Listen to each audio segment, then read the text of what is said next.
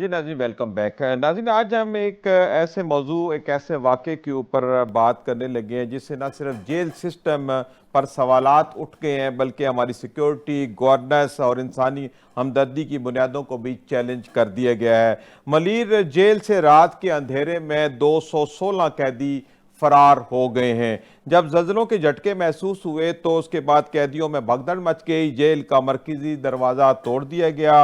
अस्पताल से लेकर ई कोर्ट तक सब कुछ तहस नहस हो गया।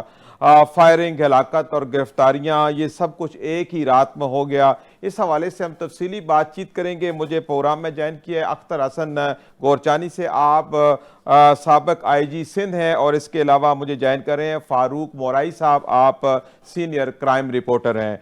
तो अख्तर हसन गोरचानी साहब, आपका तजर्बा क्या कहता है कि ये मलीर जेल में रात गए, क्या हुआ? क्या ये जल्जले की वजह से हुआ या कोई प्लानिंग थी कि जिसकी वजह से इतनी ज्यादा तादाद में कैदी फरार हो गए हैं? सही साहब, जो भी हुआ बहुत ही नामुनासिब हुआ और बड़ी जगहंसाई हुई।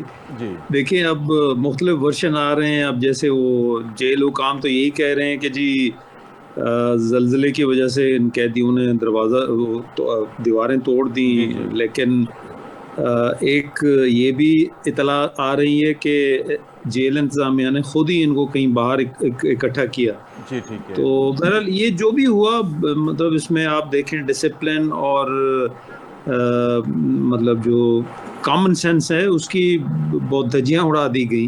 सही। और बहुत ही मतलब एक एम्बेरसमेंट हुई पूरी सिंध इंतजामिया को कि इतना बड़ा वाक़या हुआ कि 200 सही। की तादाद में कैदी जो थे वो निकल गए हैं। अब वो पुलिस पे सारा बर्डन आ गया है कि उनको पकड़ धकड़ उनकी जारी है। शायद उनको 70-80 लोग पकड़े भी गए। सही। तो मैं तो कहूँगा इस मामले में जो जिम्मेदारान है उनको सख्त से सख्त सजा देनी चाहिए। जी बिल्कुल। और एक ये एग्जाम्पलरी। अभी आईजी जेल खराजात और डिप्टी आईजी और कुछ अफसरान को जो है वो मुअत्तल किया गया है। तो आप क्या समझते हैं कि इतना काफ़ी है कि मजीद कार्रवाई होनी चाहिए, और जो इसमें मुलव्वस है अगर कोई लोग, तो उनके खिलाफ ऐसी कार्रवाई हो ताकि आइंदा इस तरह के वाक़यात ना हो सके? देखिए जी, मुअत्तली या वो तो अपनी जगह ठीक है, लेकिन मैं ये कहूँगा कि साथ में उन तमाम असबाब का भी जायजा लिया जाए कि हम्म। जो लूप होल्स थे हम्म। उनको जहन में रख के आइंदा की प्लानिंग की जाए, ताकि दोबारा से इस तरह के बदमजगी, वाक़यात इस तरह के वाकयात ना हो। ना हो सके। अच्छा फारूक मोराई साहब, आप क्या समझते हैं ये जो मलीर जेल में वाक़या हुआ है, ये क्या है? आपके पास इब्तदाई तौर पर क्या इतलात आई, और आपका अंदाज़ा क्या कहता है कि ये कोई ऐसे सोच समझ के ऐसी कोई कार्रवाई हुई है या हादसाती तौर पे ये हो गया है? नहीं, ये मैं ये समझता हूँ कि ये कोई प्लानिंग नहीं थी। अच्छा। ये जो एक ज़लज़ले के झटके आ रहे थे तो उन्होंने कैदियों को बचाने के लिए बाहर मैदान में इकट्ठा किया, तो उसमें कुछ कुछ शरारत पसंद और लोग होते हैं। अब इसमें जो है ना कोई बड़ी सजा वाले कैदी नहीं थे, चोरी के और मुनशियात के थे जिसमें 1 साल या 2 साल की, 1.5 साल की सजा थी। तो कोई चलो जो बड़े कोई कैदी होते सही। हमारे लिए कोई खतरा हो, हालांकि ऐसा भी कुछ नहीं था। तो सही। मेरा अपना ख्याल है कि ये जो कुछ हुआ है कोई प्लानिंग नहीं थी, अचानक हुआ है।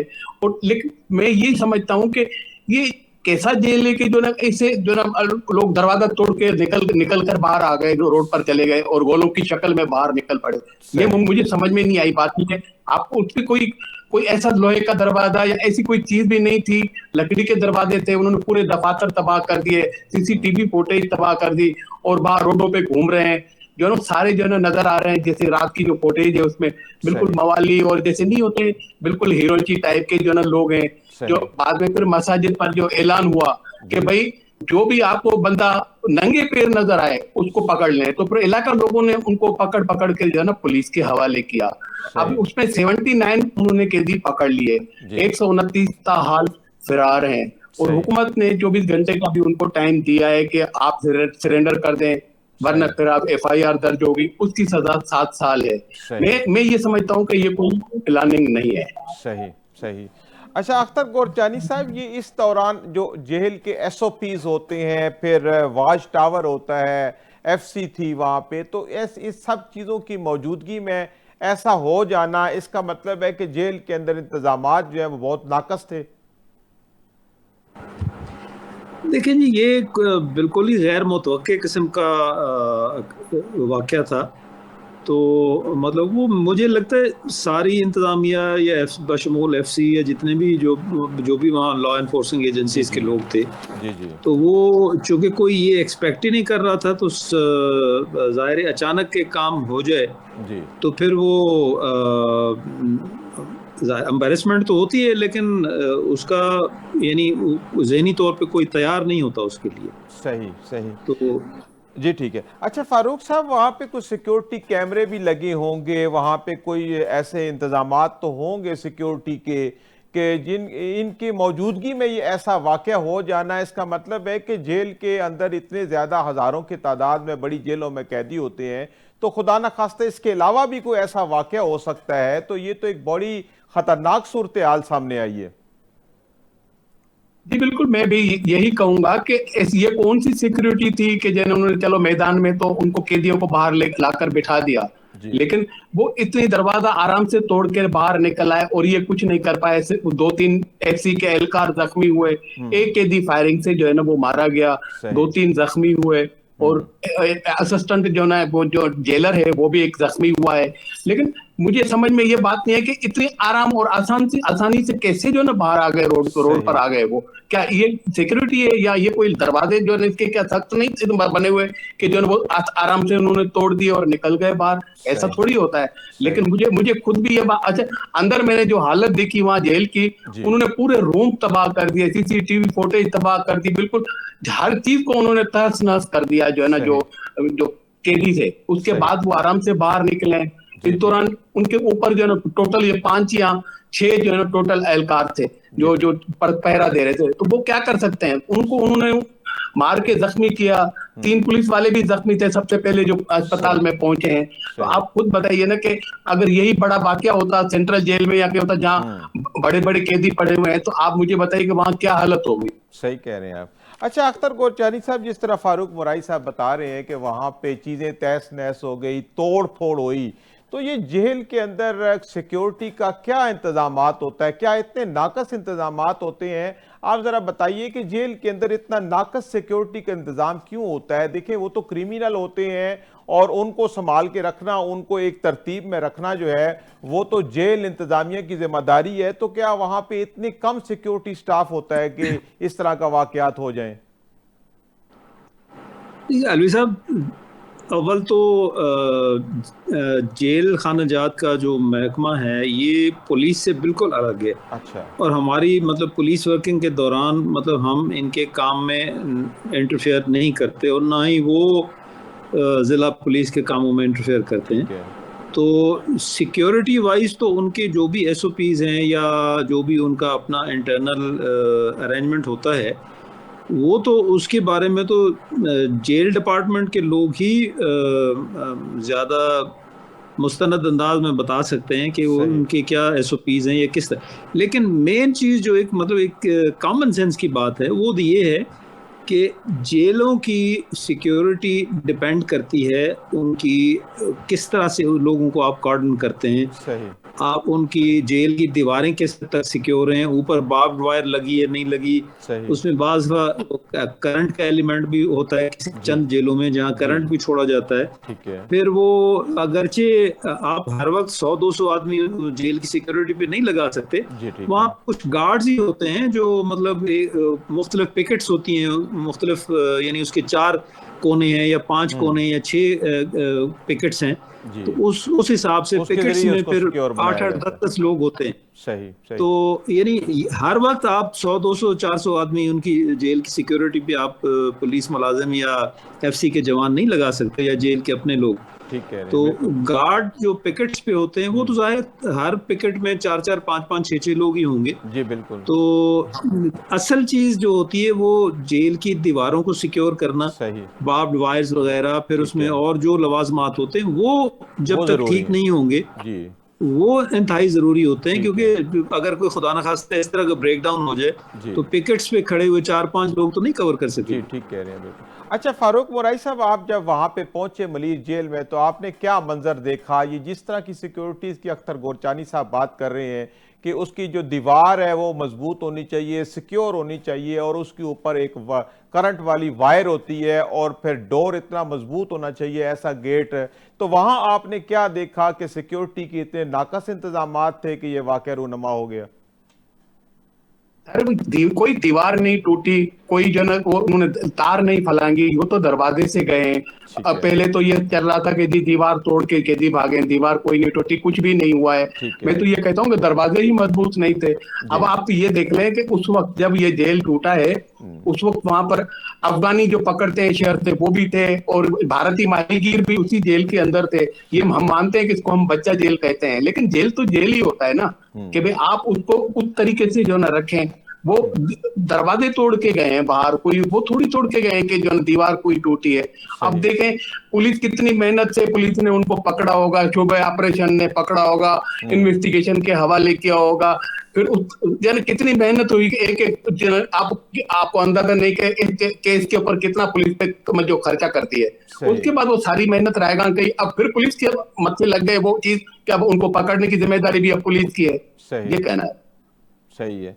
अ, जी बिल्कुल ठीक है। अच्छा अख्तर गोरचानी साहब, ये जो वाक़या इस वक्त मलीर जेल में हो गया है, इसके बाद क्या ज़रूरी है कि सिंध के अंदर तमाम जेलों की सिक्योरिटी का असर नौ जायज़ा लिया जाए?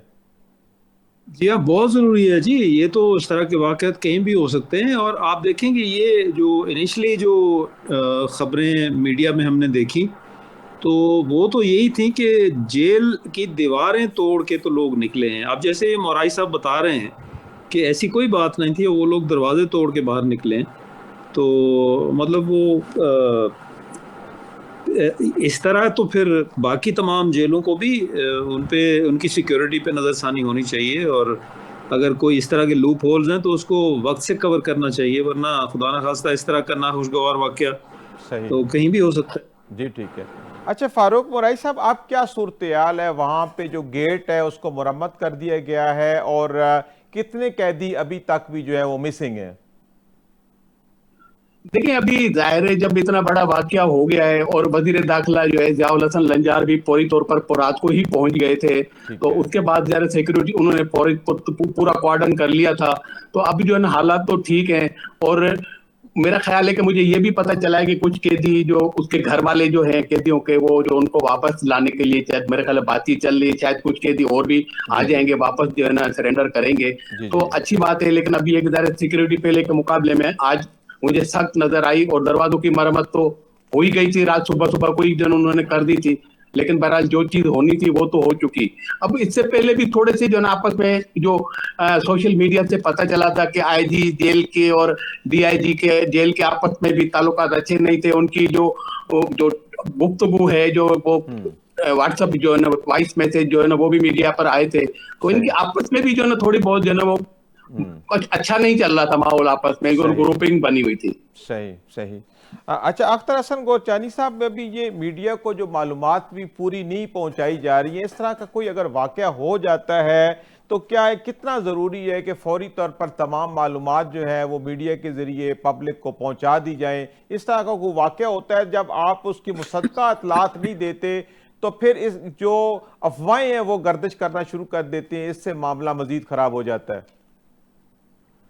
जी हाँ, आप बेहतर तो यही होता है कि हकायक को छुपाने के बजाय हकायक की जो है वो मीडिया के ज़रिए आवाम तक लाए जाएं, वरना जैसे आपने कहा फिर स्पेकुलेशंस होती हैं, लोग अंदाजे लगाना शुरू कर देते हैं, सही। और फिर अफवाहों का बाजार गर्म हो जाता है। जैसे मैं अभी आपको बता रहा था कि वो पहले ये बात गर्दिश कर रही थी कि जी दीवारें तोड़ के लोग निकले हैं। जी अब जैसे ये फारूक मोराई साहब अब एक आई विटनेस हैं एक तरह से, जी उन्होंने जाके जेल के अंदर सारा मामला देखे, जी।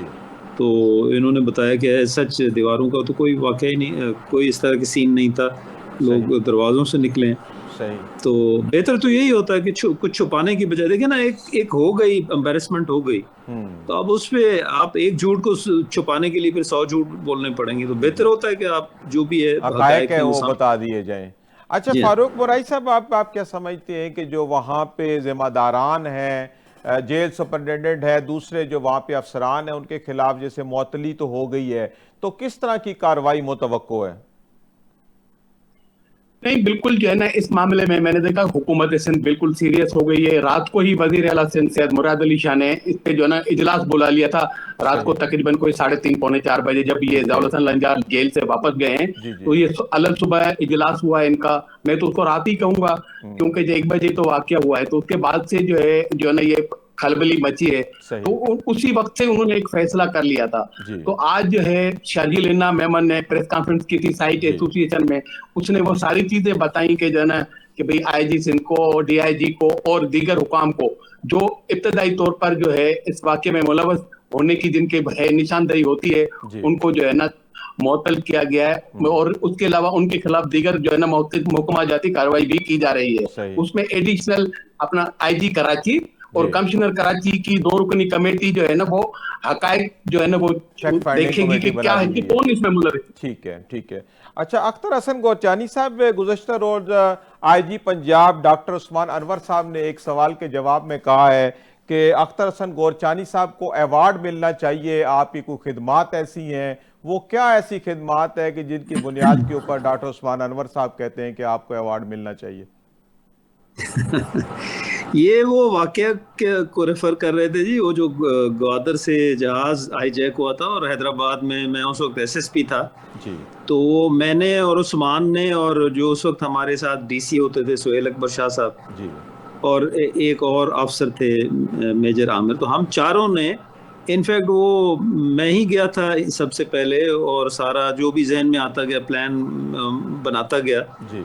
और हमने वो निहत्ते होके तो वो हाईजैकर पकड़े थे। सही। तो जब अवार्ड के लिए हमारा नाम गए तो वो उन दिनों कोई शहबाज शरीफ साहब जरा मेरे साथ खुश नहीं थे। अच्छा। तो फिर जैसे अफसरों का होता जी है, वो शाह से ज्यादा शाह के वफादार, तो जी सईद मेहदी साहब ने जी।